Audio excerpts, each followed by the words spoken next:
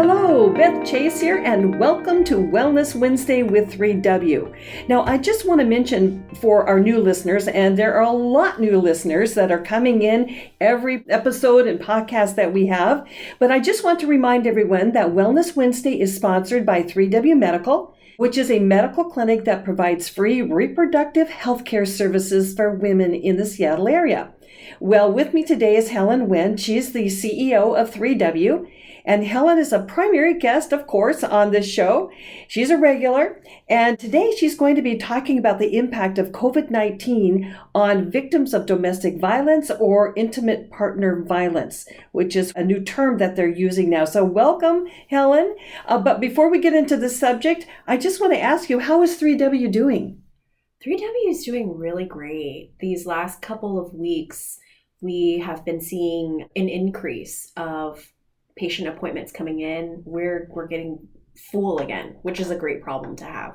Mm-hmm. Yeah, I know that you had been on earlier, a few weeks ago, expressing concern that women don't delay their reproductive health care because, you can't wait. Yes. There are some things, if you do wait, the consequences could be much more serious than what they need to be. Mm-hmm. So I'm glad to hear that your stats your stats are going up and that you have more women that are coming in for services. What would you say right now is the primary reason why most of your patients are coming in?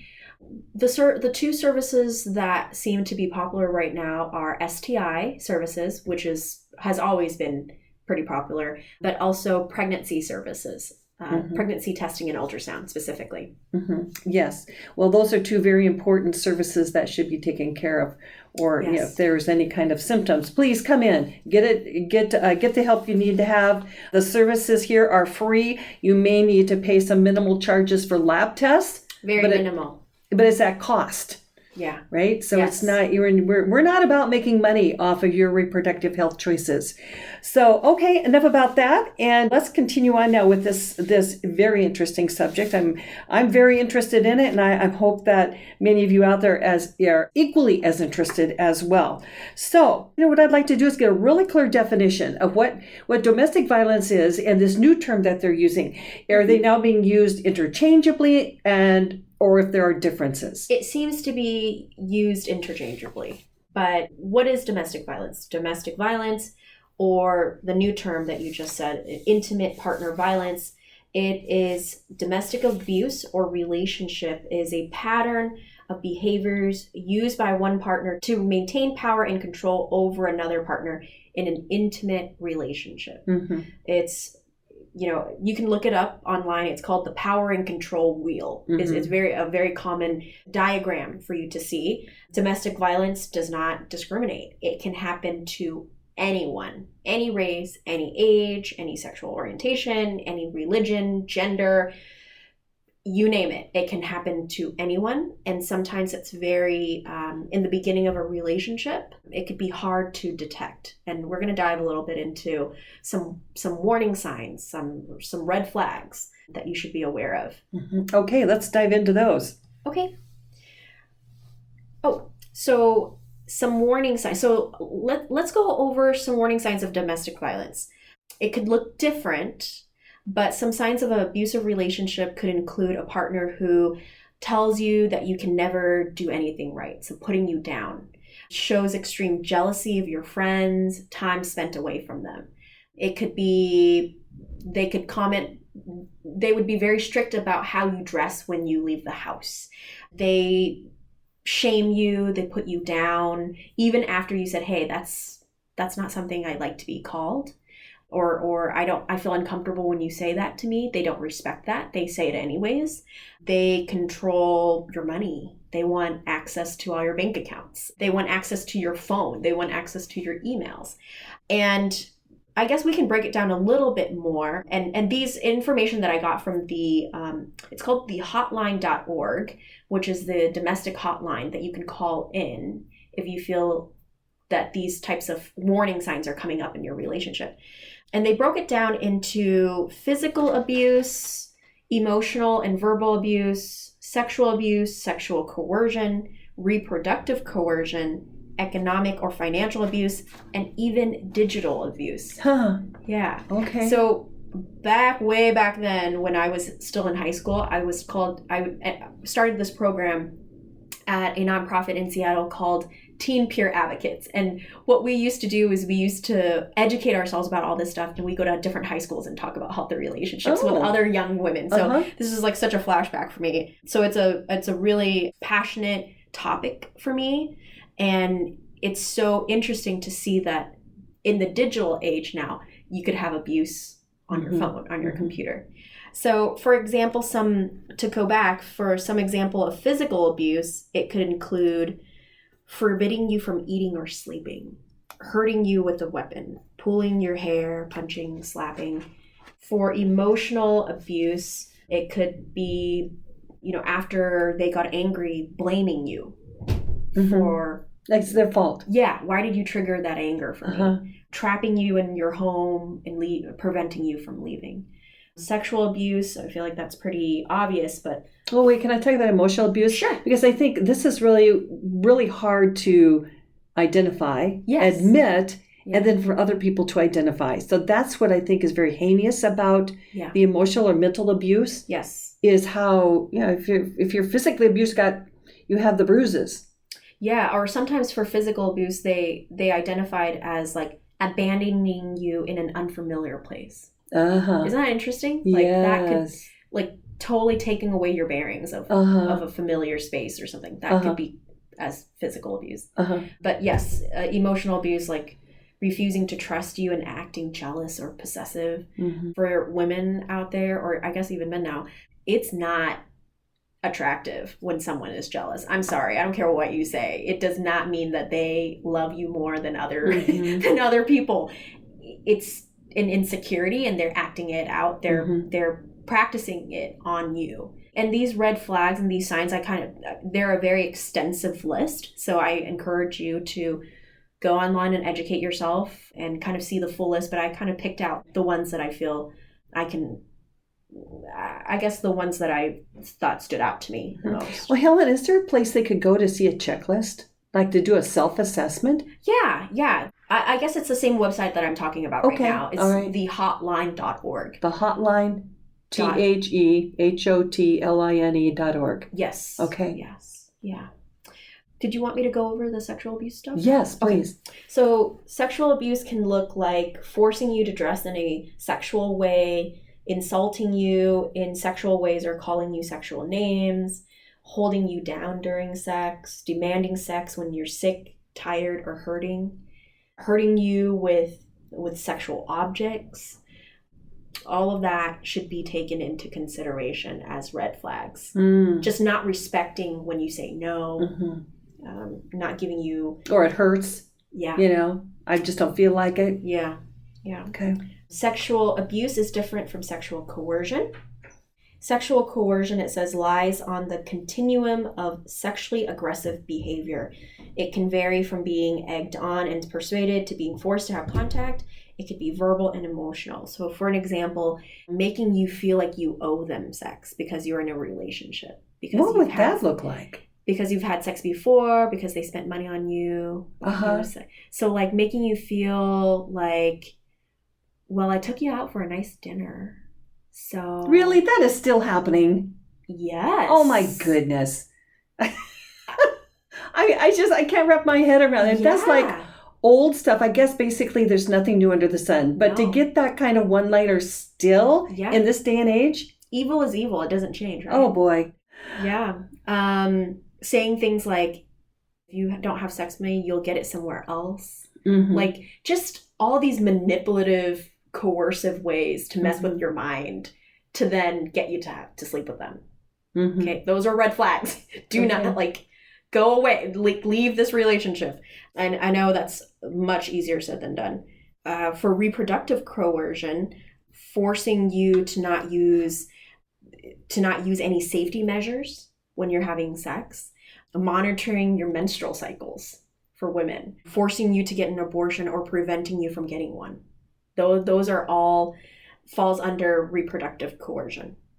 And then economic and financial abuse, like I said before, putting your paycheck all into their bank account and denying you access to it. When you ask to look at receipts or something, they deny you access to that, giving you an allowance and watching you really closely on how you use that money, and forbidding you to work or limiting the hours that you can work, because they want, again, power and control over the money that you're making. This power and control that you're talking about, Helen, is it like a part of the sickness that causes someone to hurt another person? Because that just doesn't sound normal to me. When you're talking about describing these, power and control, and someone says stop and you don't stop, and that just sounds like it's almost a narcissistic kind of outcome, a behavior outcome. Someone who's narcissistic, they only think about themselves. Right. No matter how handsome they are. Yes. I mean, they pretty much think you're disposable. They pretty much don't see you as an equal. Okay. And so they treat you badly, and then they make you think you deserved it. So it is very much a self-absorbed kind of person, someone that thinks they're superior to you, because they don't care how they hurt you. You deserved it. Yeah, and I can see where okay, in just basic management, we have this rule. Something happens one time, it's like, oh, okay, that was a mistake, or, you kind of give a lot of grace there, forgiveness. Second time it happens, it really should get your attention. But the third time it happens, you have a pattern. All the mental health experts tell us, if something happens 3 times, doesn't matter if it's close together or far apart, you have a pattern that you now have a responsibility to do something about. Yeah, and I think you're absolutely right. I think when it comes to maybe the economic or the emotional and verbal abuse, you can kind of use that as a checkbox. Okay, it happened 3 times. There's something wrong here. But I think with the sexual abuse and the physical abuse, that's immediate. Pretty black and white. That's pretty immediate. One strike, you're out.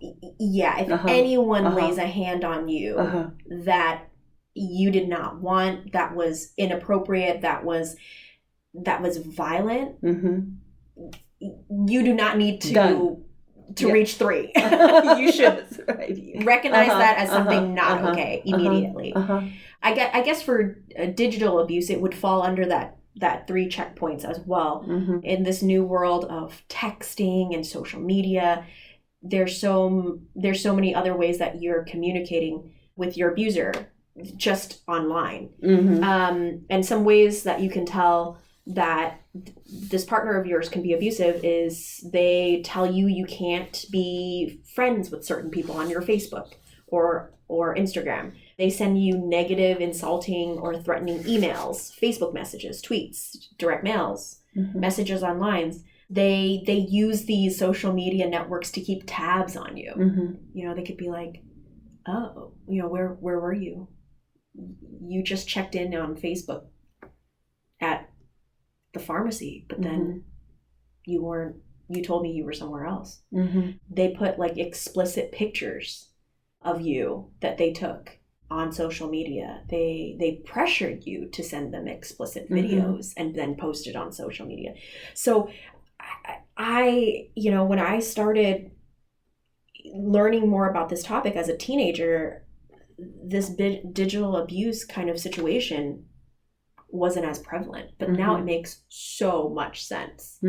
So much sense. And so that's a whole nother layer that someone can keep tabs on you and you might not even realize it. Well, I think the interesting point to this too is that this is going to happen between a man on man, woman on woman, man on woman, woman on man, all those type of things. So everything that you're talking about here would apply to any kind of intimacy. It could be long-term. Relationship, long-term, short-term. Short-term. You could have this relationship digitally and have never really met in person, but you've exchanged pictures Well, they can take those pictures and then now use it against you on Facebook. Oh yeah, please don't do that. Don't do that. No. That's there for, I think, very everyone. But there is something about a relationship that when you start feeling something for someone, and sometimes they misbehave and they've crossed the lines, to make excuses for them. Right. Can you talk a little bit about that? The danger of excuses and how that messes with your head? I think we all have a natural gut feeling of when something's not right. I agree. Yes. And I think, and I guess I want to just affirm people that if your gut is telling you that something's not right here, that was a strange behavior, that was a strange comment, that was a strange interaction, I say trust your gut and get the heck out of there or out of that situation. Block that person, report them, tell other people about them. Because the best way to take away the perpetrator's power and control is to tell other people about it. And I guess that gets into why I wanted to do this podcast was with COVID, it makes it difficult to now tell people. Oh, sure, right? Because they aren't around someone else. Exactly. To actually, Exactly. Makes sense. And I mean, I encourage all of you to just just Google domestic violence numbers right now during COVID. There's so much going on that's behind the doors, that behind these scenes. They are the next invisible victims of this pandemic that we need to really be aware of. There's an article I was reading. It says the Seattle Police Department reported an increase of 21% from February to March in 911 calls related to domestic abuse. Okay. And why is that? That's because victims can't leave their violent partners. Where will they go?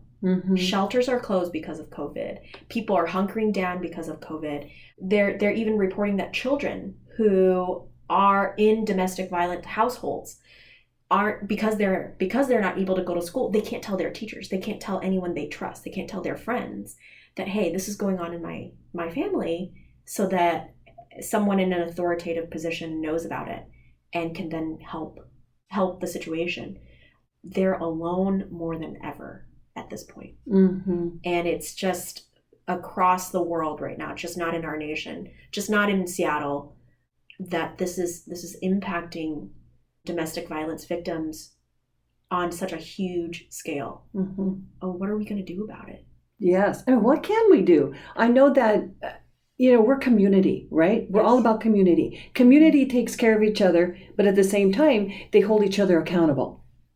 Right. Okay.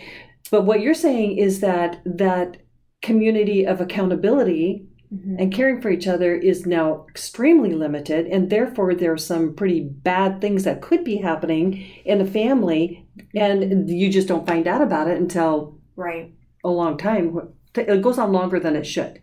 Absolutely. Especially right now, when you're not interacting with a lot of people. And I understand, that those are the rules now, and people need to be safe and, practice safe distancing and all that stuff. But if you haven't heard from a friend in a while, you should check in on them. Give them a call. Ask them to maybe take your call in their car. Maybe take their call outside of their homes, and just make sure people are okay. Just checking in. Check in on your friends. Yeah. Because we do have cell phones and we do have text messaging. Right.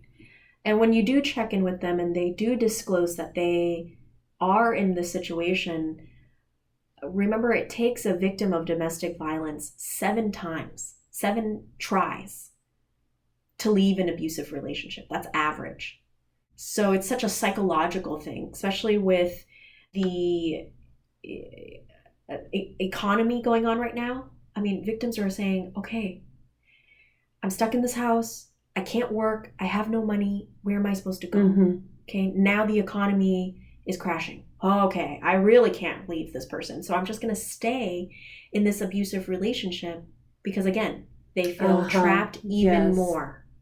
And I think that we have a responsibility as a community of people to make sure that people die from this. And I think that's such a tragedy if we can do something about it. And I think what breaks my heart, well, it all breaks my heart, is the children. Yes.